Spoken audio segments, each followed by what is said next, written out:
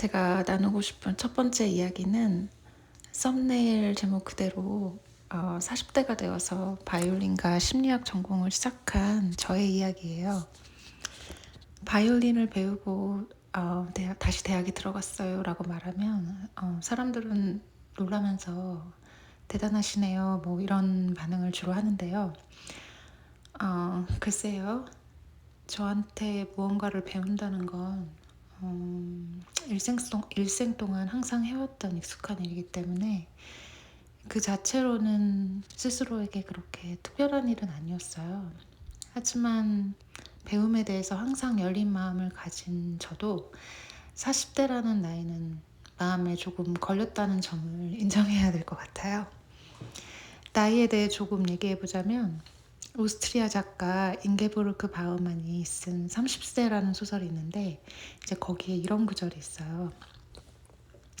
30세에 접어들었다고 해서 어느 누구도 그를 보고 더 이상 젊다고 말하지는 않으리라.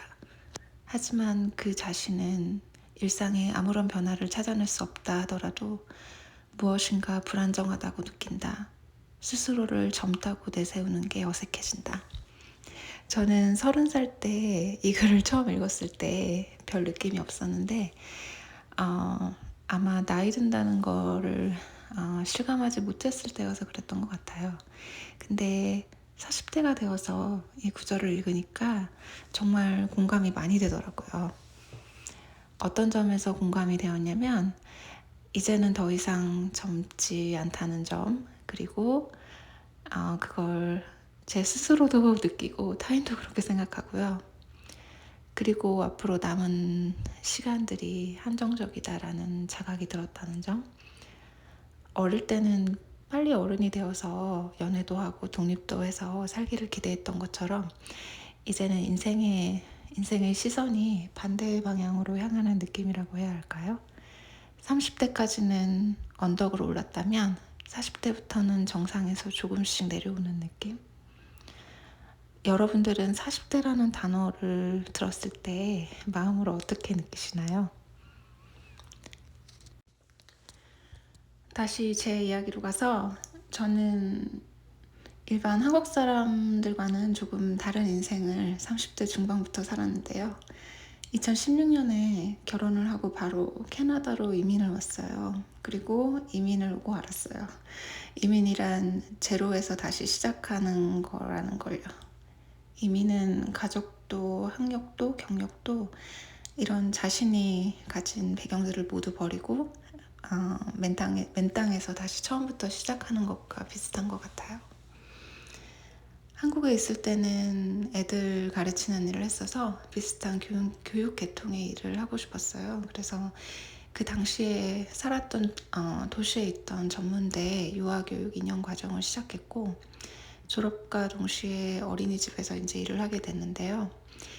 그 당시 어린이집에서 일을 했던 기억을 떠올리면 저는 어린아이들을 케어하느라 대부분의 시간을 무릎으로 걸어 다녔던 기억, 그리고 하루 8시간 일과 중에 단 몇 분도 정말 자유가 없어서 화장실 가는 것도 참았던 기억, 그리고 집에 와서 샤워기를 틀어놓고 엉엉 울었던 기억밖에 없어요.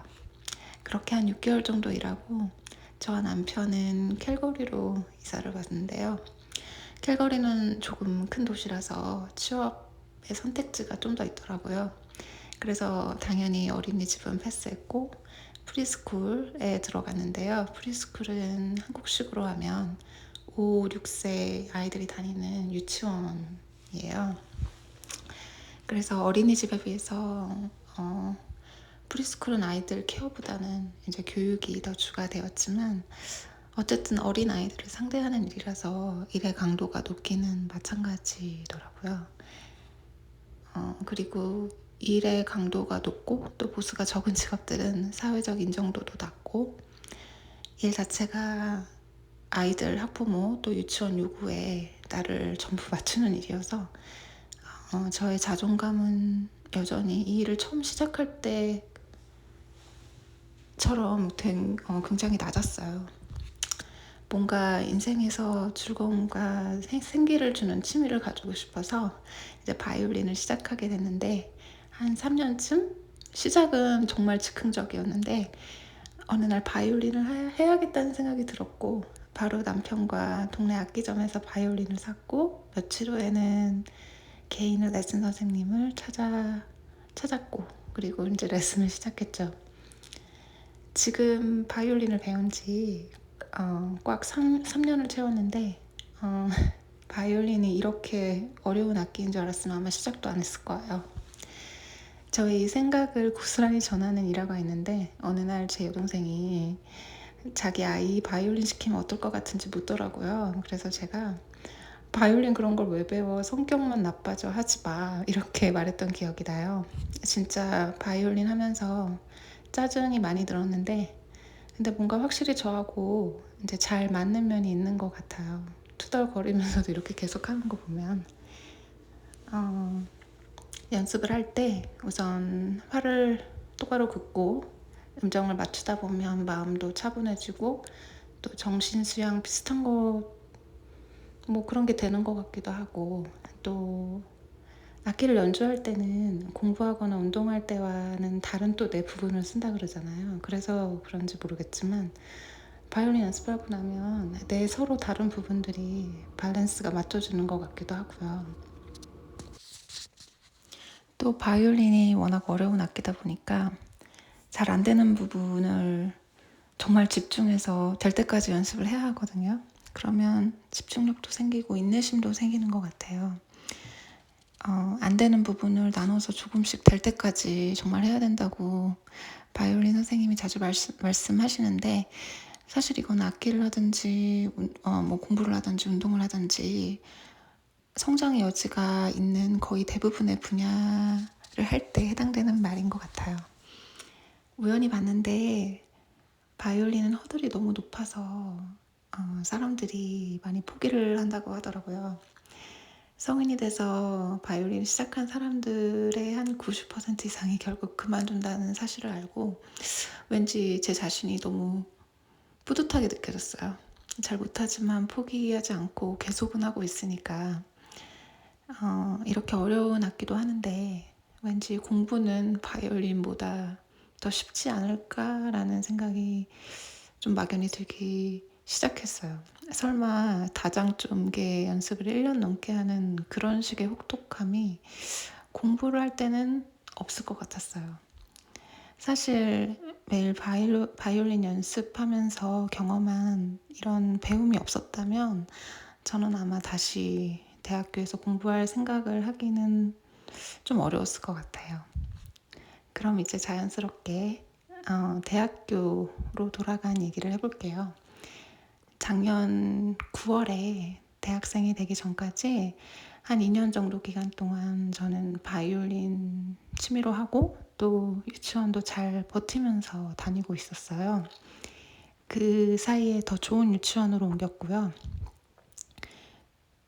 옮긴 유치원은 유치원부터 고등학교까지 있는 사립학교였는데, 보통 이렇게 좋은 학교들은 가정교육을 좀 잘 받은 아이들이 많거든요. 그리고 시스템도 좋고, 그래서 일을 하기가 되게 좋은 환경이더라고요. 그래서 그 유치원에 취직하고 나서는 이제 여기 은퇴할 때까지 잘 다니면 좋겠다 이렇게 생각했었는데, 역시 대부분 같이 일하는 동료들도 그런 생각을 하고 유치원에 다니고 있었어요.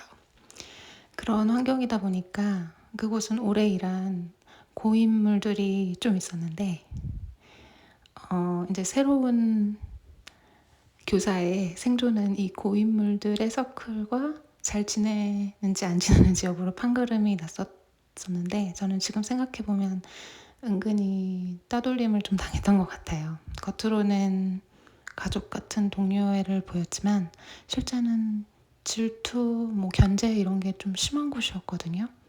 나중에 심리학 전공 수업을 들으면서 깨달은 건데, 다수가족한 힘이 있는 집단에 의한 따돌림을 칭하는 그런 심리학적 용어가 따로 있더라고요.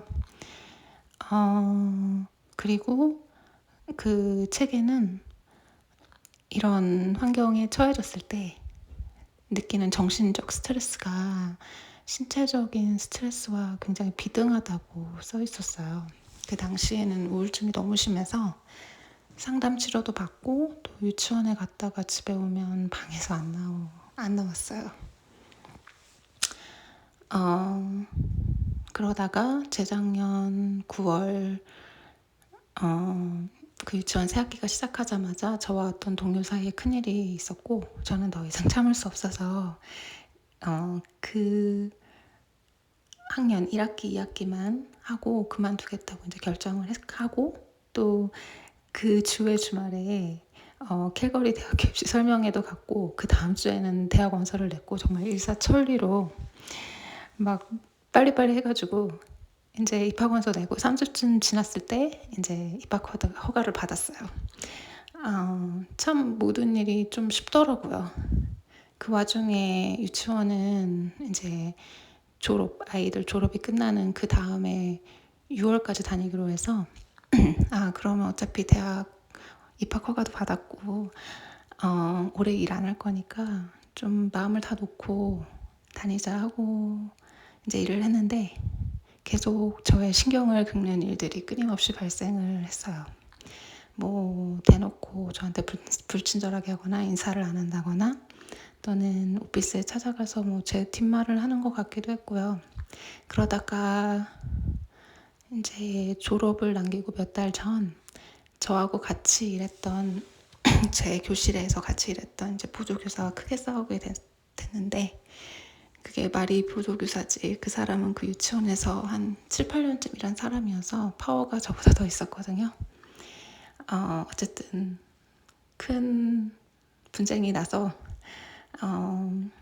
저는 그 다음날 오피스로 가서 이제 사직서를 내고 학교에 나왔어요.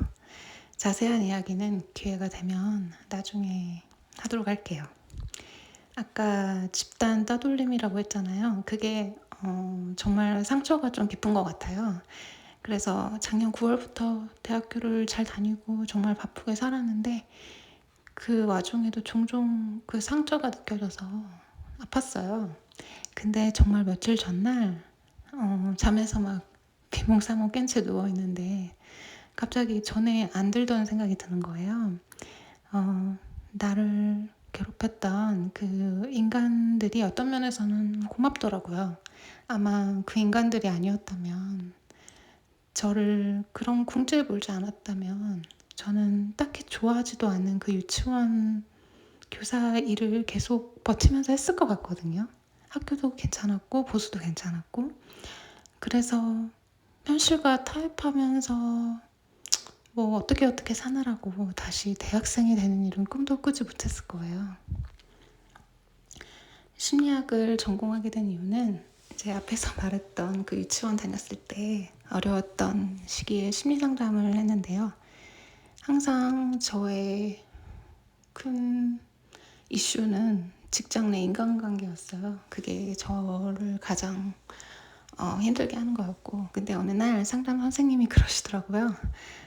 엘라님이 이상한 거 아니에요. 제 동료들은 다 엘라님 같아요. 다 내향적이고 조용조용하고 같이 모여도 다 조용하게 있고 분위기가 다 비슷해요. 이렇게 말씀하시더라고요. 그래서 그 말을 듣고 심리학 그쪽 분야에서 관련된 일을 하고 싶었어요. 왜냐면 저는 어떤 분야든지 저와 정말 결이 비슷한 사람들 그리고 자존감이 높은 전문가들하고 일하고 싶었거든요. 물론 이제 대학교를 거의 20년 만에 갔는데 쉽지 않더라고요. 대학 공부가 깜깜한 새벽에 이제 학교에 갈 때 또 시험 기간에 정말 멘붕이 올 때 멘탈 관리가 참 중요한데 정말 힘든 생각이 들 때는 저는 그냥 내가 하기 싫은 일을 더 이상 안 할 수 있어서 그것도 너무 다행이고 또 행운이라고 생각을 했어요. 그리고 그 직장에 꼭 붙어 있어야 한다는 엄청난 생존 의지를 갖고 저를 질투하고 괴롭혔던 그 인간들 앞에 어느 날 멋진 심리학자가 돼서 짠하고 나타나면 아 그것도 참 재밌겠네 이런 생각도 가끔 하고요.